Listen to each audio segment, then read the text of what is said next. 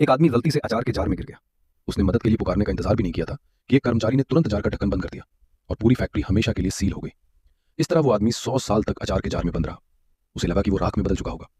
लेकिन जब दो बच्चों ने जार का ढक्कन खोला तो उसने एक अद्भुत और जादुई दृश्य देखा। वो न केवल जिंदा था बल्कि बिल्कुल स्वस्थ दिख रहा था। यहाँ तक कि उसका वजन भी कुछ किलो बढ़ गया था। नए जमाने में जीवन यापन करने के लिए उस आदमी ने अपनी पुश्तैनी रेसिपी से अचार बनाने का फैसला किया। वो सुपरमार्केट गया और बहुत सारे खीरे खरीदने लगा। लेकिन बिल चुकाते समय उसे पता चला कि उसके पास पैसे नहीं है। मजबूर होकर वो कूड़ेदान के पास गया और वहां से कुछ एक्सपायर हो चुके खीरे निकाल लिए। फिर उसने एक टूटी हुई शॉपिंग कार्ट उठाई और उसे ठीक किया। इसके बाद उसने अचार रखने के लिए कंटेनर तैयार किए। स्पीकर दो सौभाग्य से कूड़ेदान में काफी कांच की बोतलें थी।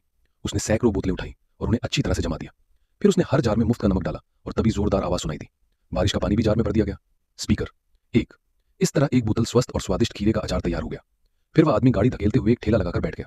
दो लोग उत्सुक होकर उसके पास आए, एक बोतल ली और ढक्कन खोलकर उसकी खुशबू सूंघी। उन्हें उम्मीद नहीं थी कि असली स्वाद फिर से इतना लोकप्रिय हो जाएगा। उनके साथी भी बहुत संतुष्ट थे। उन्होंने 50 सेंट की ऊंची कीमत देकर एक बोतल खरीदी और घर जाकर चखने का सोचा। लेकिन पैसे बचाने के लिए उस आदमी ने उनसे कहा कि अचार खाने के बाद बोतल वापस करनी होगी।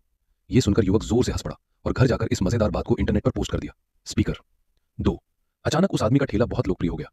वो स्थानीय स्तर पर अचार बेचने वाला बड़ा इंटरनेट सेलिब्रिटी बन गया। लंबी कतार लगाने के बाद भी एक बोतल मिलना मुश्किल हो गया। लेकिन उसका व्यापार इतना अच्छा चलने लगा कि कुछ लोगों को जलन होने लगी। अगले दिन स्वास्थ्य विभाग के लोग उसके पास आए और कहा कि उसके अचार के पास खाद्य लाइसेंस नहीं है। उन्होंने उसका सारा सामान जब्त कर लिया और वहीं पर सील कर दिया। आदमी की आय का कोई साधन नहीं बचा और आखिरकार उसे बेघर जीवन जीना पड़ा। यह सच में बहुत दुखद है। अगर आप चाहें तो मैं